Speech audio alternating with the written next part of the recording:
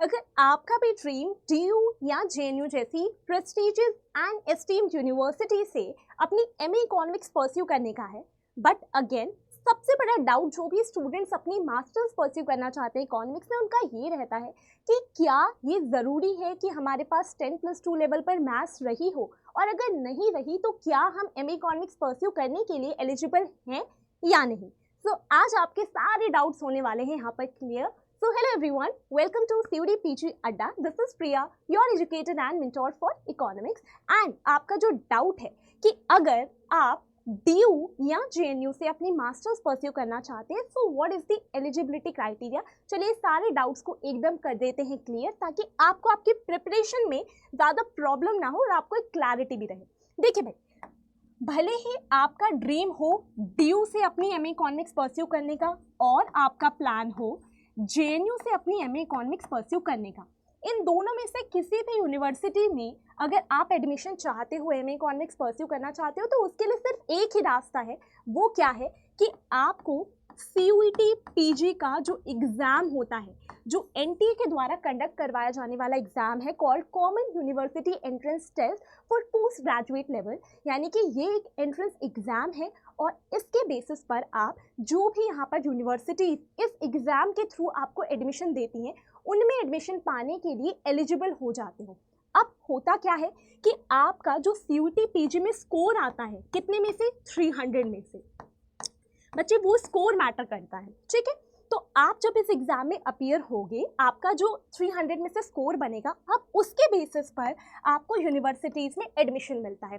For example, आपने सोचा मुझे DU में एडमिशन लेना है, तो DU आपसे कहता है कि भाई CUET PG का स्कोर कार्ड लेके आओ, मतलब CUET PG का एग्ज़ाम दो, आपका स्कोर जो बना है वो लेकर आओ।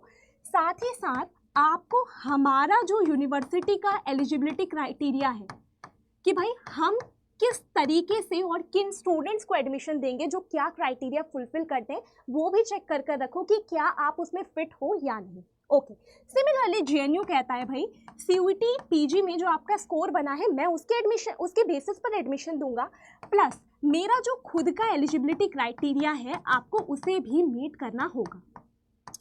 Okay right. अब देखिए, स्कोर, मेयर स्कोर आपका मैटर नहीं करता। स्कोर के साथ उस यूनिवर्सिटी का क्राइटेरिया जब तक आप फुलफिल नहीं करोगे, आपको एडमिशन नहीं दिया जाएगा। ओके, अब हम बात यही करने वाले हैं कि DU ने अपना क्राइटेरिया क्या रखा है और JNU ने अपना क्राइटेरिया क्या रखा है। क्या मैथ्स कंपलसरी है, क्या बिना मैथ्स के भी एडमिशन होता है, what is the criteria, that we will be discussing. But before that एक इंपॉर्टेंट चीज़ और बता दूं मैं आपको कि बच्चे CUET PG में अगर आपको अपीयर होना है, जो NTA द्वारा कंडक्ट करवाया जाने वाला पोस्ट ग्रेजुएट लेवल के लिए एक एंट्रेंस एग्जाम है, तो इसका भी अपना एलिजिबिलिटी क्राइटेरिया है, विच इज़ वेरी सिंपल। आप लोगों का डाउट आता है ना, क्या मैं CUET PG में अपीयर हो सकती हूँ? डेफिनेटली हो सकते हैं, बट आपको सिर्फ एक चीज़ चेक करनी है कि क्या आपकी ग्रेजुएशन कंप्लीट हो चुकी है, और अगर ग्रेजुएशन कंप्लीट नहीं हुई है तो क्या आप फाइनल ईयर के स्टूडेंट हैं। तो दोनों ही सूरतों में, दोनों ही केसेस में आप इस एग्ज़ाम में बैठने के लिए एलिजिबल हो, जैसा कि यहाँ पर ऑलरेडी मेंशन्ड है। एंड अगर हम बात करें एज लिमिट की, बच्चे कोई एज लिमिट नहीं है, कोई एज लिमिट नहीं है। लेकिन ये जो NTA के द्वारा CUET PG एग्जाम के लिए आपको गाइडलाइंस दी गई हैं, यहाँ पर इन्होंने खुद भी मेंशन करा है, जो बात मैंने आपको अभी अभी बताई। क्या इन्होंने मेंशन करा है कि candidates are advised to satisfy themselves before applying that they possess the eligibility criteria laid down by the university, यानी कि यूनिवर्सिटी का अपना क्राइटेरिया आपको फुलफिल करना पड़ेगा, ठीक है। साथ ही साथ mayor appearance in the entrance test or securing pass marks at the test does not entitle a candidate to be considered for admission। सिर्फ मार्क्स से एडमिशन नहीं मिलेगा, उस यूनिवर्सिटी का क्राइटेरिया भी आपको पूरा करना पड़ेगा। तो ये चीज़ इसलिए मैंने आपको पहले ही बता दी, इसीलिए हम पहले ही डिस्कस करें भाई DU में स्कोर मैटर करेगा CUET PG का, लेकिन और क्या चेक करना है, सिमिलरली फॉर JNU। ओके, चलिए भाई सबसे पहले बात कर लेते हैं दिल्ली यूनिवर्सिटी ने क्या क्राइटेरिया आपके लिए सेट कर रखा है। ओके, उससे भी पहले एक चीज़ बता दूं, CUET PG में बच्चे बहुत सारे अलग अलग पेपर्स के लिए अपीयर होते हैं, कोई हिस्ट्री के लिए, ज्योग्राफी के लिए, पॉलिटिकल साइंस के लिए, इकोनॉमिक्स के लिए, साइंस के अलग अलग कोर्सेज के लिए।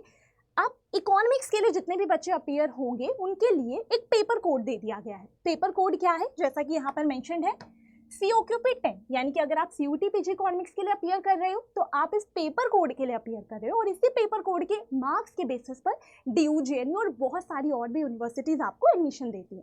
ठीक है, चलो अब सबसे पहले हम देख लेते हैं कि DU ने क्या क्राइटेरिया रखा है। आपको चेक करना है बच्चे, यहाँ पर 3 केसेस मेंशन्ड है, आपको चेक करना है आप इन तीनों केसेस में से किस वाले केस में एकदम फिट बैठते हो। देखो भाई, DU कहता है सबसे पहली बात चेक करो कि क्या आपने अपनी बैचलर्स डिग्री किसी भी सब्जेक्ट में क्यों ना कंप्लीट की हो, लेकिन साथ में आपने 10+2 लेवल पर मैथ्स पढ़ी हो। चलो नहीं भी पढ़ी तो आपने अपने ग्रेजुएशन के टाइम पर कोई एक मैथ्स रिलेटेड कोर्स पढ़ा हो तो आप एलिजिबल हो। ओके, ये एक तरीका है आपका कि आप एलिजिबल हो। दूसरा तरीका क्या है कि आपने मास्टर्स किसी भी सब्जेक्ट में करी हो एंड अगेन उसके साथ आपने 10+2 लेवल पर या तो मैथ्स पढ़ी हो, नहीं पढ़ी इट्स ओके, तो फिर आप ये चेक करो कि क्या मास्टर्स पूरी होने के साथ आपने जब अपनी बैचलर्स डिग्री कंप्लीट की थी तो उस दौरान आपने कोई मैथ्स का कोर्स अपनी बैचलर्स डिग्री में पढ़ा है या नहीं, तब भी आप एलिजिबल हो। ओके, और तीसरी जो कैटेगरी है आप उसमें चेक कर सकते हो कि आप फिट बैठते हो या नहीं।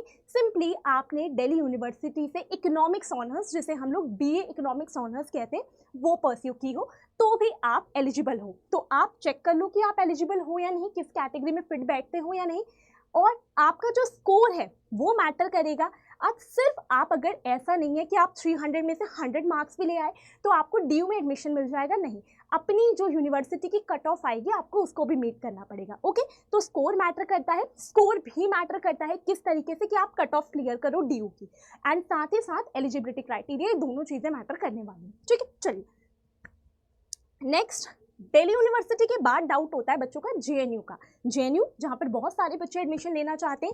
अब JNU की अगर एलिजिबिलिटी क्राइटेरिया के बारे में बात की जाए तो मैं पहले ही एक चीज़ आपको क्लियर कर देती हूँ। क्या चीज़ है बच्चे कि JNU में आपके पास एक है स्कूल ऑफ इंटरनेशनल स्टडीज और एक है आपके पास स्कूल ऑफ सोशल साइंसेस। ठीक है, स्कूल ऑफ सोशल साइंसेस, तो आपके पास दो हैं। अगर आप स्कूल ऑफ इंटरनेशनल स्टडीज़ में एडमिशन लेते हो, यहाँ पर आप एडमिशन लेते हो तो यहाँ पर आपकी MA इकोनॉमिक्स होगी, बट वो एक स्पेशलाइजेशन के साथ होगी। ओके, और अगर आप स्कूल ऑफ सोशल साइंसेज में एडमिशन लेते हो तो वहाँ भी आपको MA इकोनॉमिक्स में एडमिशन मिलेगा, but that will be a general MA economics. ठीक है, अब यहाँ से अगर आप अपनी MA इकोनॉमिक्स परस्यू करते हो जिसमें स्पेशलाइजेशन के साथ है इन दी वर्ल्ड इकोनॉमी, ओके, तो इसका एलिजिबिलिटी क्राइटेरिया यहाँ के लिए अलग है, और अगर आप स्कूल ऑफ सोशल साइंसेज से MA इकोनॉमिक्स परस्यू करते हो तो उसका एलिजिबिलिटी क्राइटेरिया अलग है। बट येस, दोनों में ही किसी भी आप अगर किसी में भी एडमिशन ले रहे हो, दोनों में ही एडमिशन के लिए आपका CUT PG में इकोनॉमिक्स के पेपर का जो स्कोर है वही मैटर करेगा। ठीक है, चलो जल्दी से देखते हैं। देखिए सबसे पहले क्या है, स्कूल ऑफ इंटरनेशनल स्टडीज। यहाँ से अगर आप MA इन इकोनॉमिक्स परस्यू करते हो तो that will be with the specialisation in world economy. Okay, तो ये स्पेशलाइजेशन के साथ है।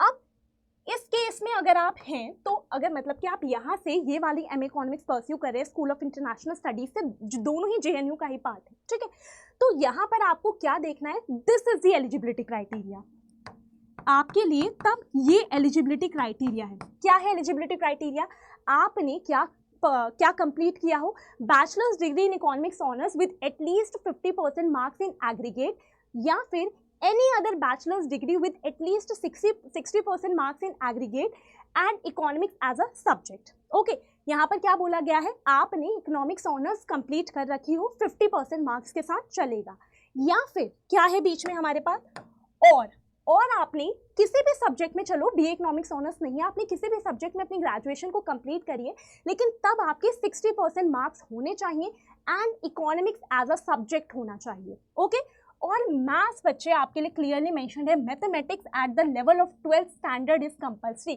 12th स्टैंडर्ड तक आपने मैथ्स पढ़ी हो, ये कंपल्सरी है। कब, जब आप स्कूल ऑफ इंटरनेशनल स्टडीज से अपनी MA इकोनॉमिक्स परस्यू करना चाहते हो, JNU का ही पार्ट है, लेकिन इस वाले केस में आपके लिए मैथ्स कंपल्सरी है। Okay, moving to the other case, आपके पास दूसरा ऑप्शन है स्कूल ऑफ सोशल साइंसेज। तो अगर आप स्कूल ऑफ सोशल साइंसेज से अपनी मास्टर्स इन इकोनॉमिक्स परस्यू करते हो, again a part of JNU, तो यहाँ पर बच्चे आपके लिए एक अच्छी बात यह है कि यहाँ आपसे कहा गया है कि आपने किसी भी सब्जेक्ट में अपनी ग्रेजुएशन कंप्लीट की हो। ठीक है, so bachelors degree in any discipline under 10+2+3 pattern of education, यानी कि सिंपल सी बात है, आपने 10th + 12 plus 10th then 12th then आपने 3 साल के अपनी ग्रेजुएशन वाले पैटर्न पर अपनी पढ़ाई पूरी की हुई है, आपके 50% एटलीस्ट मार्क्स हो, ओके, उससे ऊपर तो जितना उतना अच्छा है।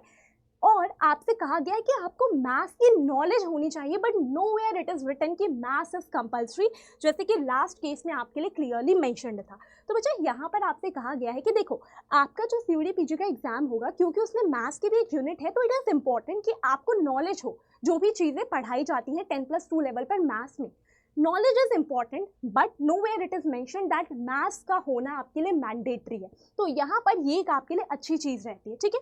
Knowledge of mathematics eight 10+2 level is expected and will be tested, क्योंकि आपके एग्जाम में आपका जो एक यूनिट आता है वो मैथ्स का ही है, okay, for the entrance examination, but nowhere it is mention that it is mandatory.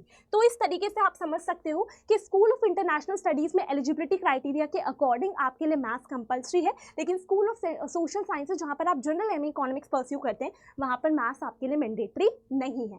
So I hope with this आप लोगों के सभी डाउट्स एकदम क्लियर हो चुके होंगे। एंड काफ़ी सारे बच्चों के फिर ये डाउट्स आते हैं कि मैम हमने अगर मैथ्स नहीं पढ़ी तो क्या हम एलिजिबल ही नहीं है। देखो, JNU में भी आपके पास एक तरीका है कि आप इस तरीके से विदाउट मैथ्स भी आपको एडमिशन मिल रहा है, और साथ ही साथ और भी बहुत सारी ऐसी अच्छी अच्छी यूनिवर्सिटीज़ हैं जहाँ पर आपको विदाउट मैथ्स भी एडमिशन मिलता है, ओके।